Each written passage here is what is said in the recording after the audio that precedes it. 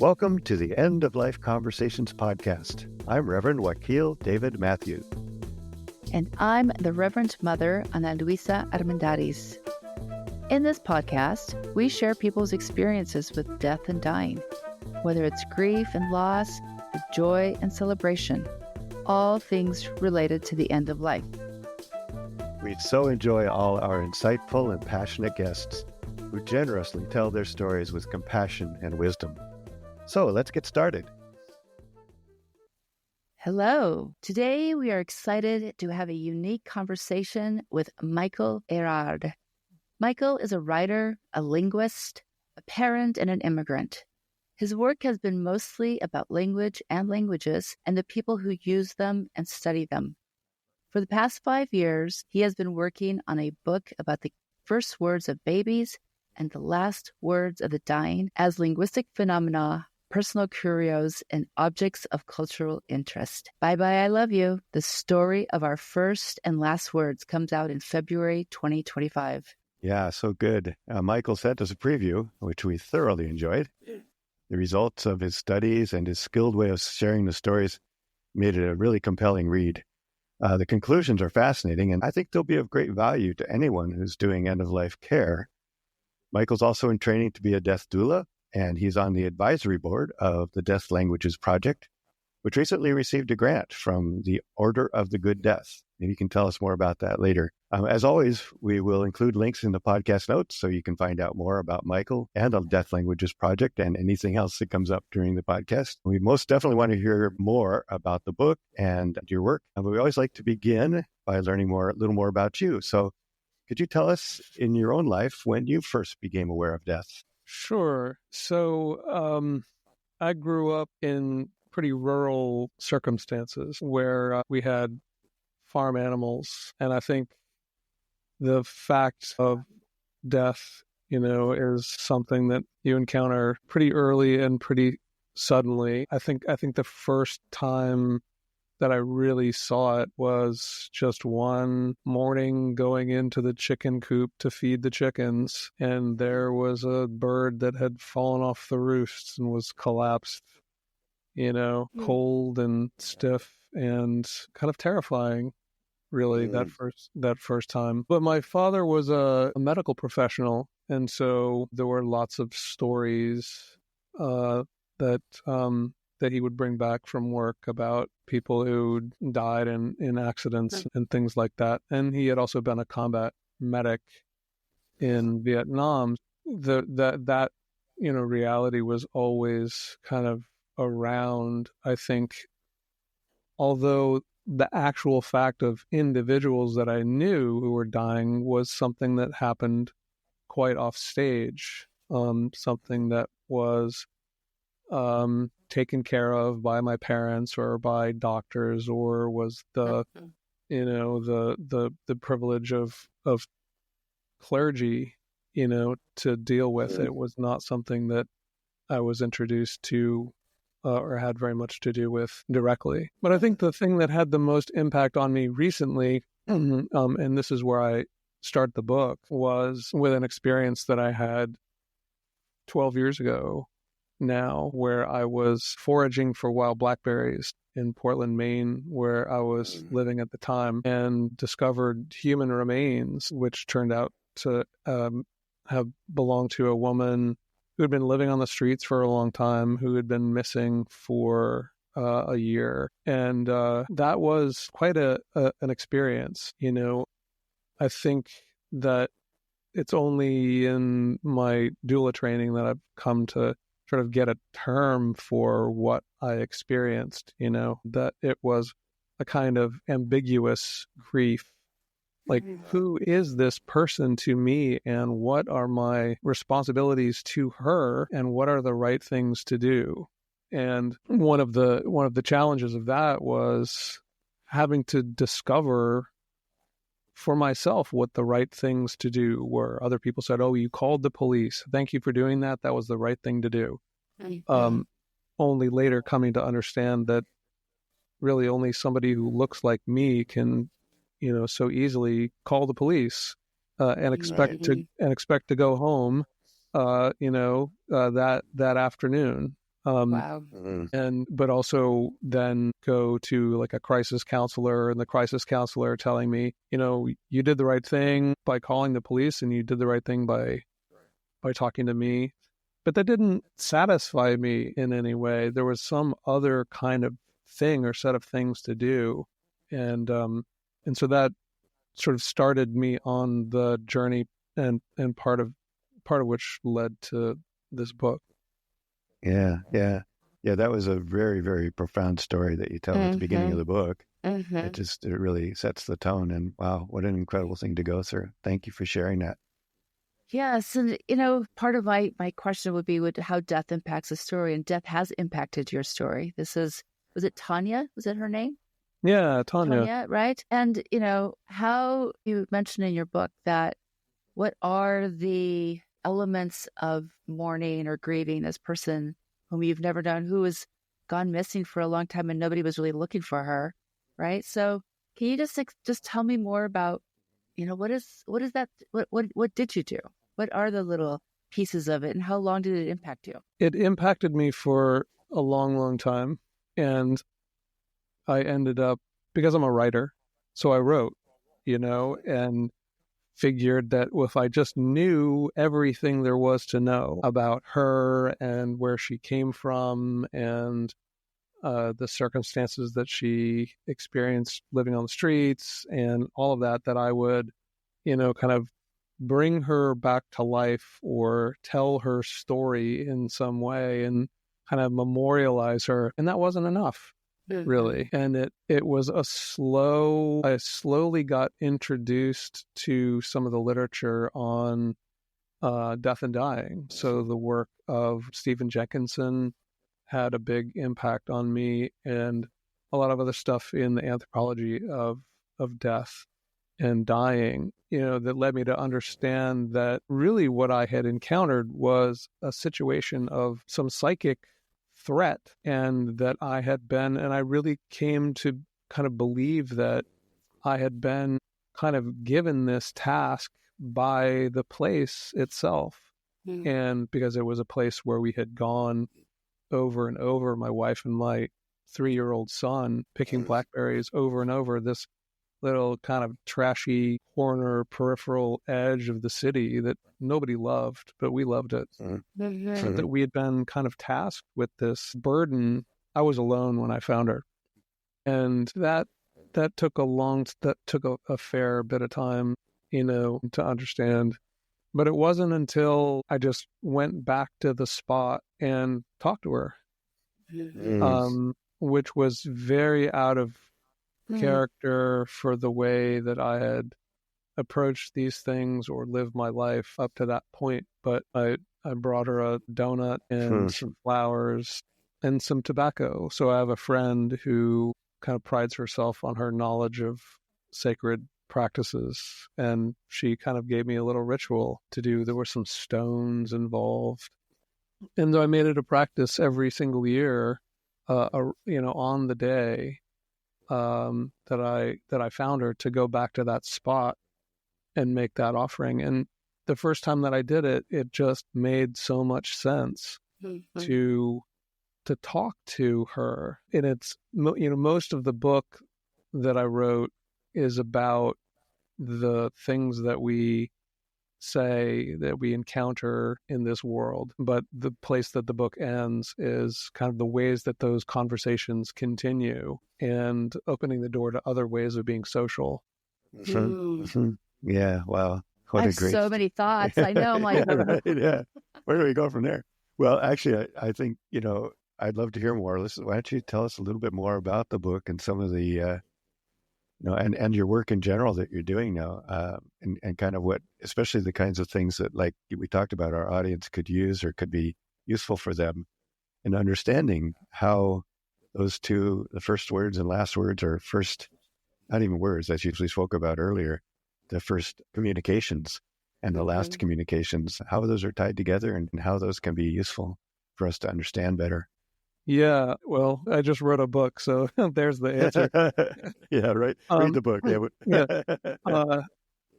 I think for me, the end of life stuff, I think starts. So one important thing I think to point out is that you don't have to have a baby or live with children, to kind of understand how it is that babies come into language, right?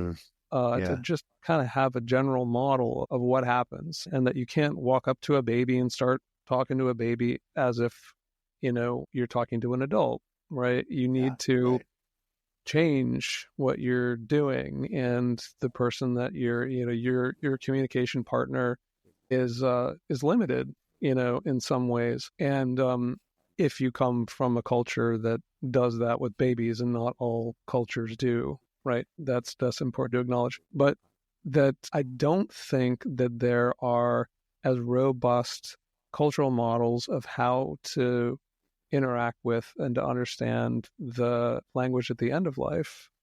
Mm-hmm. And maybe it was just me and my, relative lack of actual experience with dying people at deathbeds. But there was this kind of persistent notion that, well, there has to be something that someone does for the last time, and that you can recognize as, well, that's the last time, and then they're not alive anymore, right? Mm-hmm. And that just turns out to not be the case.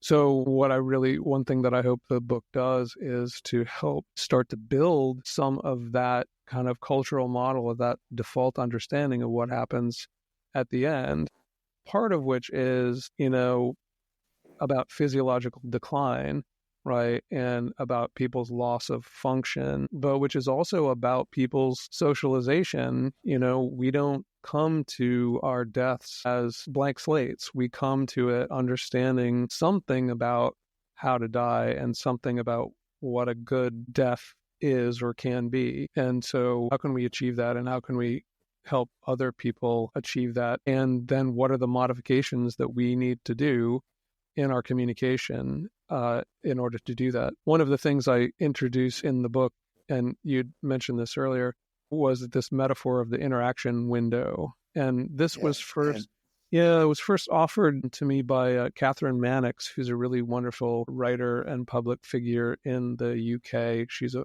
former palliative care doctor who now talks about death and dying topics. She talks about the conversation window, and she meant it, really in reference to the end of life, where there's a brief, period where someone is cognitively and communicatively available, and you need to use that, window, use that space however you can. I broadened it in two ways. One, called it or renamed it an interaction window, right? So it's not just about verbal conversation, but it's about lots of other communication forms that are also, linguistic, or that depend on our language abilities, and in many ways are continuations of the ways that we've been socialized as language users, right? Yeah.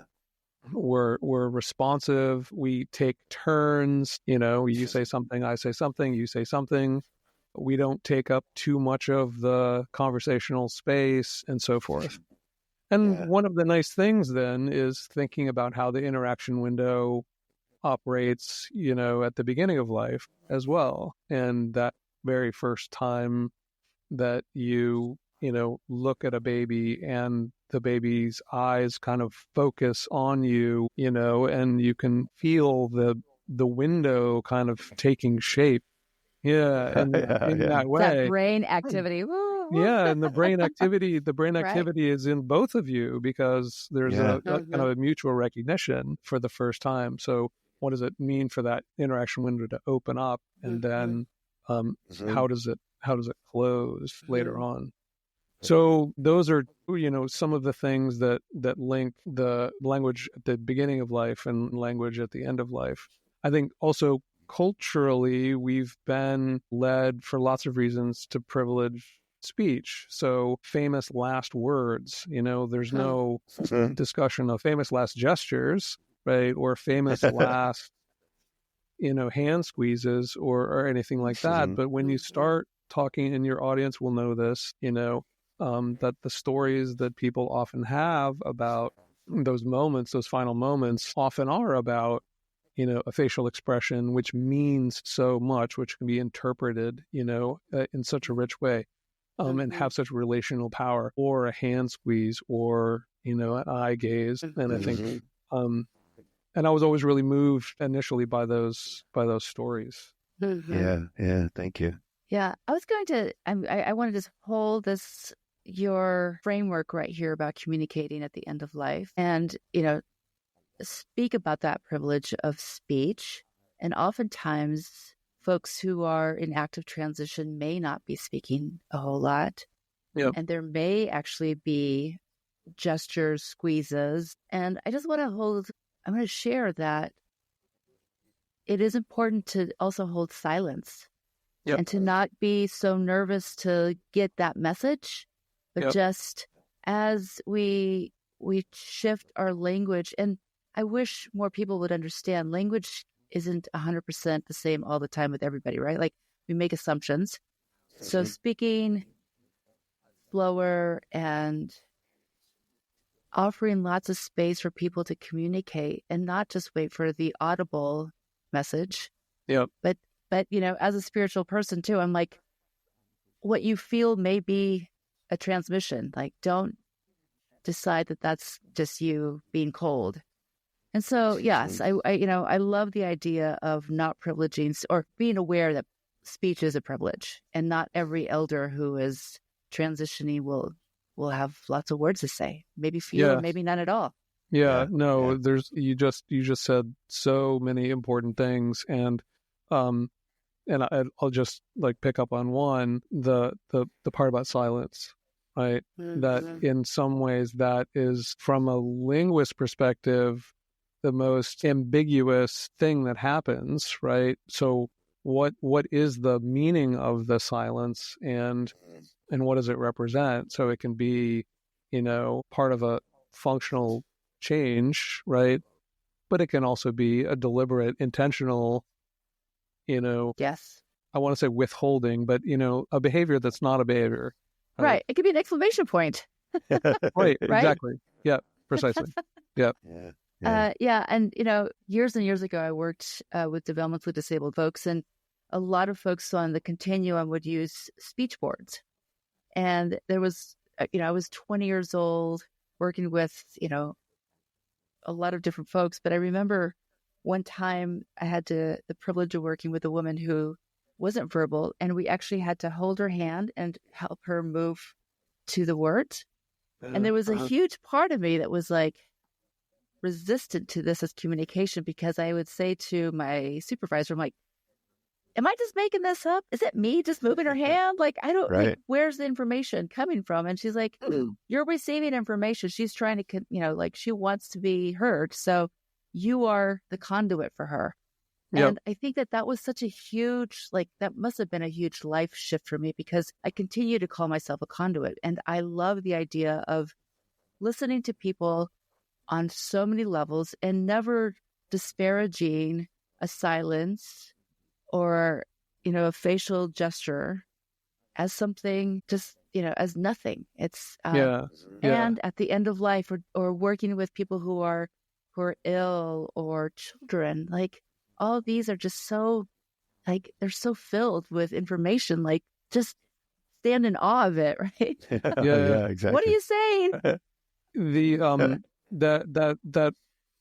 That relationship, or that phenomenon that you're talking about there, where one person is kind of lending their agency to someone else, is something that is very present in both first words and in last words. And it's, sort of shot through our experiences and stories about both of those things. And I'll just give you one little example. I was absolutely thrilled to discover that in the ancient Roman religion, there was a god of first words whose name was Farinus. There are no images of Farinus, and there are no descriptions that exist anymore. But the idea was that when a child said their first word, the parents would go and make an offering at a temple of farinus, fruit or meat or honey or something like that. What was the relationship between what the child was saying and farinus? Well, the idea was that the god had made himself present in the speech of the child, had kind of lent this sort of agency to the child in order to make the speech kind of more authoritative or more meaningful in a way. It was still the child speaking, right? But the god was doing something where he was loaning or sort of infusing the child's actual phonation with this other spirit, right? And I really love that. Yeah. And then an example, a story. This is also in the book.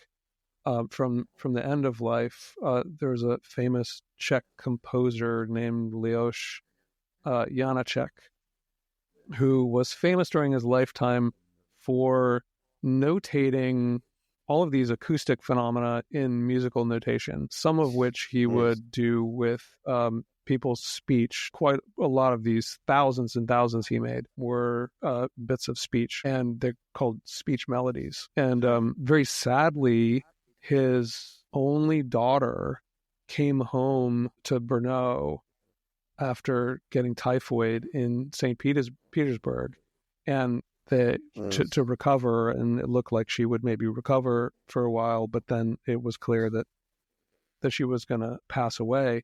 And he did some speech notations of her final words over the last 3 or 4 days of her life. And they're incredibly beautiful, the things that she says. So I engaged a cellist to reinterpret these melodies. And there's so much to say about these things. And I actually hope to have a radio piece about this experience of reinterpreting in these and listening to them, because you hear in the music you hear her, at these moments, but in the interpretation, you can't help but also hear the cellist, right, who is adding her thing.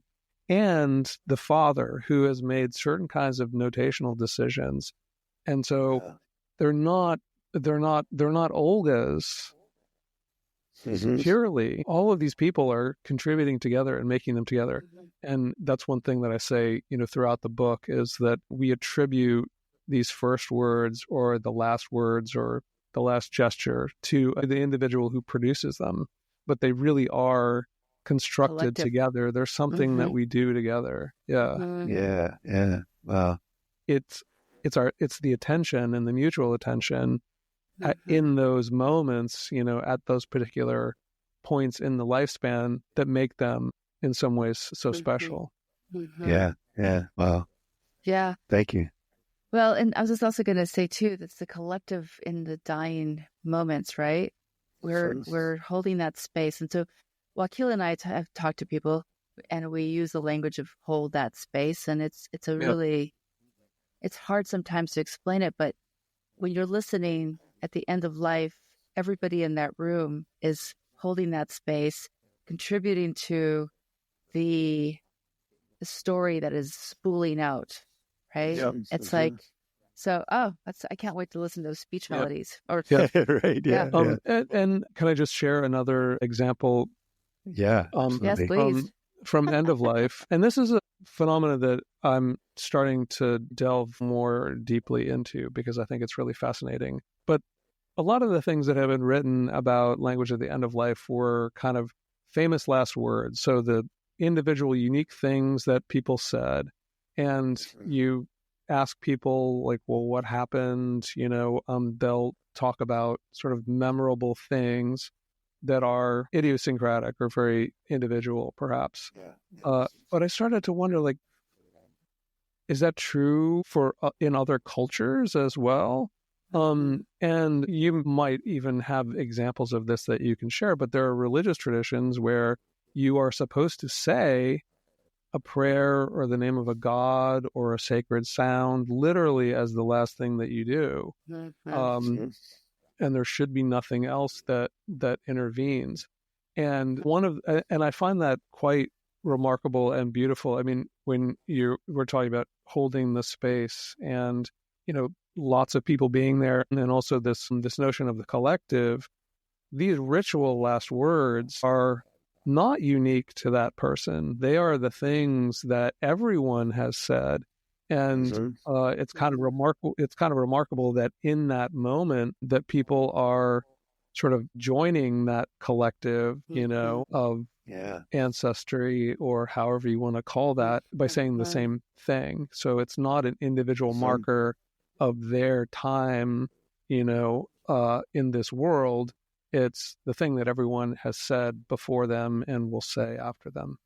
Yeah, wow, that's incredible. You are blowing my mind. But I also, as you were saying that, I was thinking there's another piece to that too, is that not only the people in the room, but as you're speaking about the culture that came before, the people who've walked before them, and the people that, that are in there, as they're getting close to that veil, and they're probably even experiencing some of the connections to people who have gone before or people who are coming later. I mean, so there's a lot more in the room that's contributing to that conversation and to that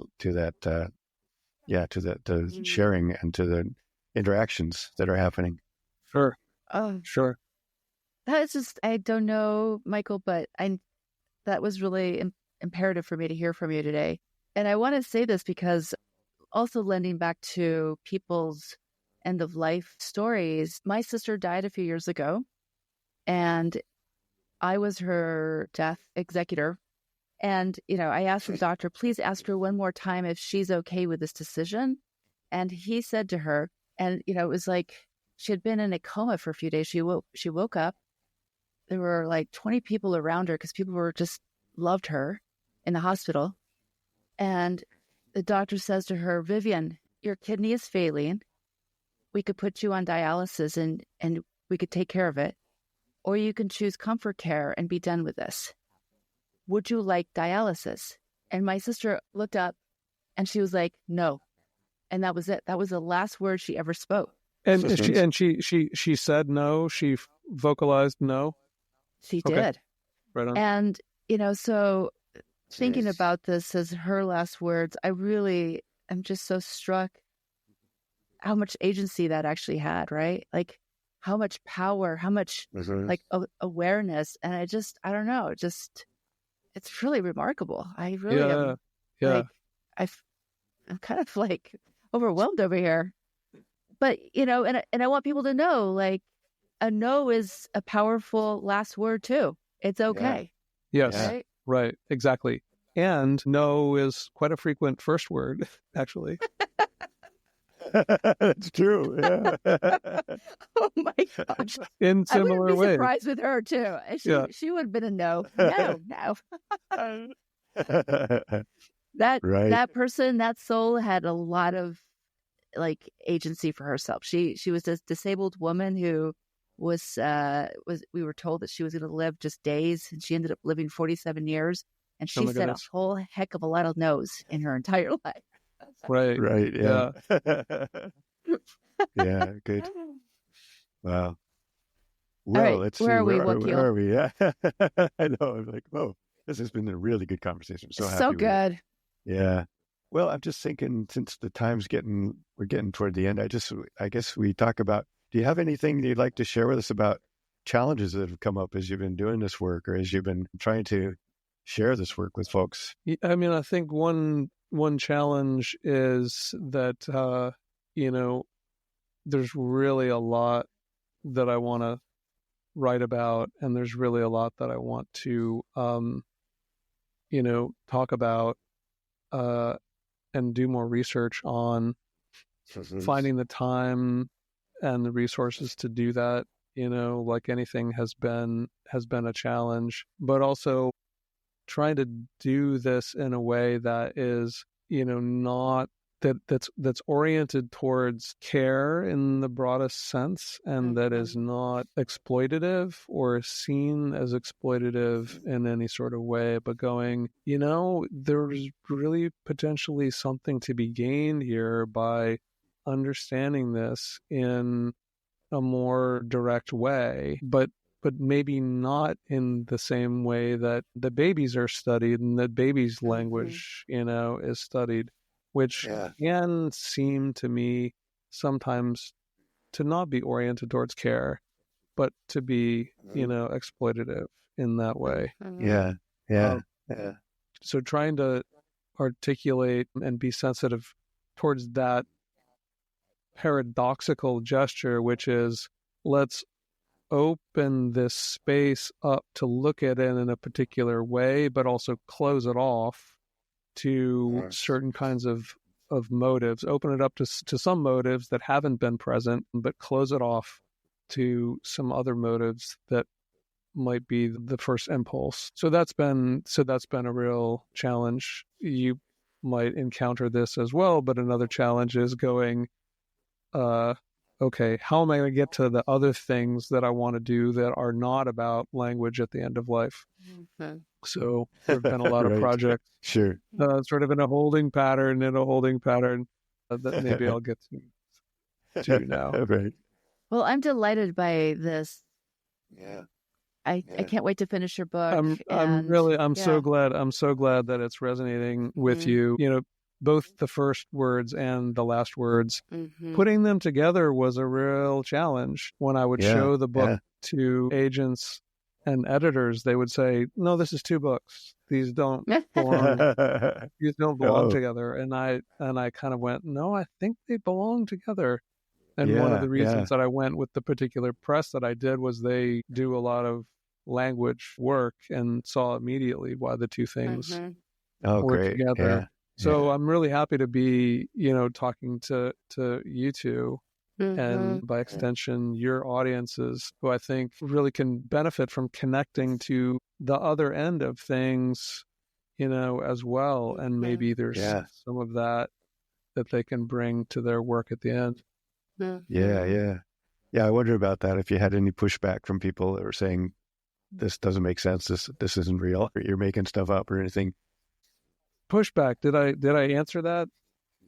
Yeah, to some extent. You said you had a little bit of pushback from publishers. But I wondered, as you're doing the research and you're talking to people, was there any either what we get a lot of times, we just don't want to talk about end of life, period, or I don't think that's valuable.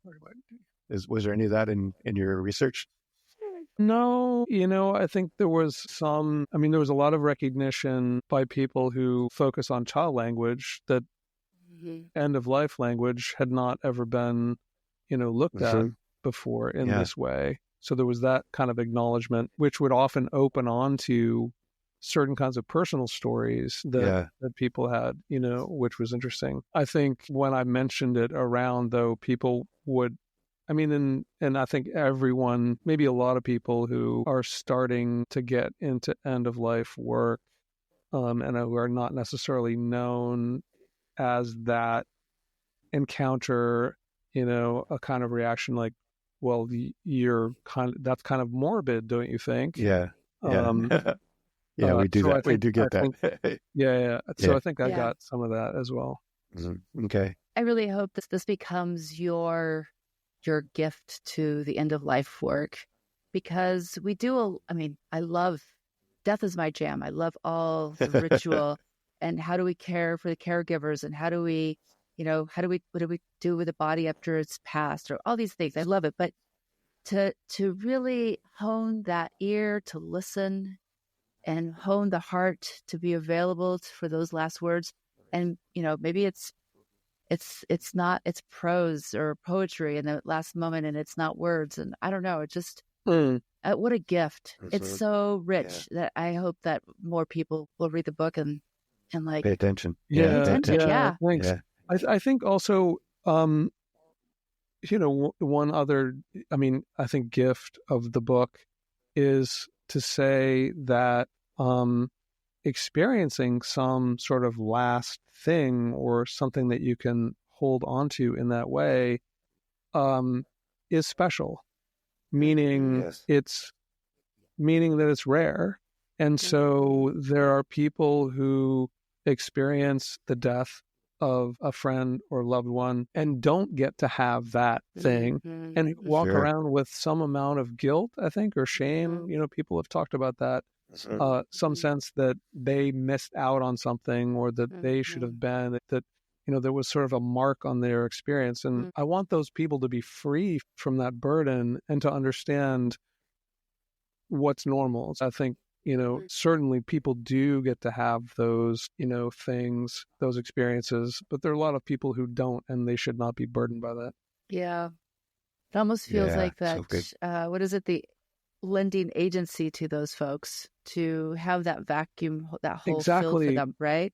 Exactly. Because it's not, we can share, and you can receive. We can receive and be like, that was a gift for me too. Yep. And to go back to something that we were talking about at the beginning, that when I went back to the pucker brush and talked to Tanya, that, those moments can be rewritten, those moments can be retold. Yes. So that if you didn't have the thing that you wanted, you can still make it, and it will be just as powerful and satisfying. Right. And, for those people who are like, how do you do that? I mean, we do this all the time, but we don't know that we're doing it. Active imagination, recreating those moments, adding what you had hoped would have been that potential moment and resting in it. Because as far as your body's concerned, that's exactly what happened. Your brain. Like, so rest in it and have it just like, waft over you, and it's yours. And that's, you're good. Yeah. So I love the way you put that.